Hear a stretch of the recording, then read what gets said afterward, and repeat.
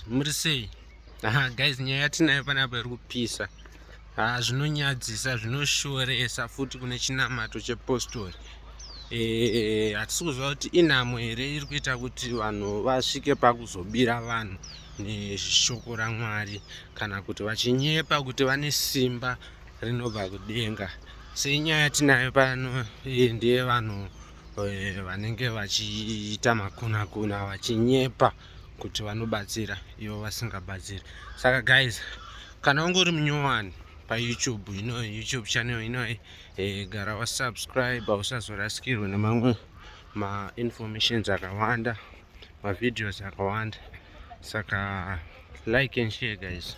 Enjoy the video. Thank you. Kusoira kumana.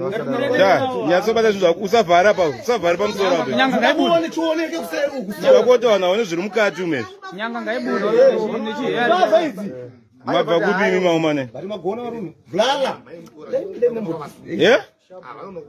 Kuchabva kwani? Kwajidzi. Munopinda chechi ipi imi? Usavhara apo. Munopinda chechi ipi imi?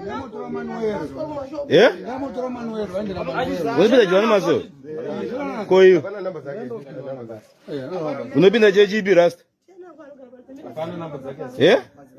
Saka akautera timwe basa rokubira vanhu muchinyepera vanhu kudai so ndiani?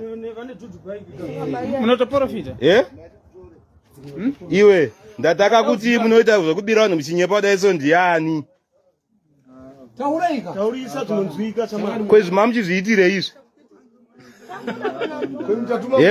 Zwa kumasowe? Zita nzani sadaro. Uzati baba watopinda masowe amurutara masowe ache mimi. Zita kana nzani ngataureka stara.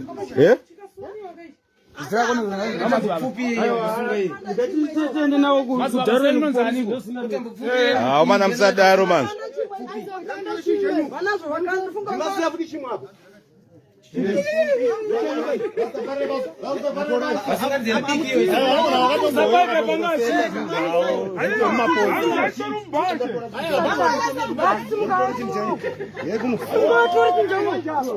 Aiwa, Ganas, mira. Sunga neta iya isunge.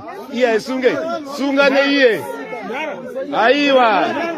Iwe basko itamba isunge. Inochedza isunga ne iye.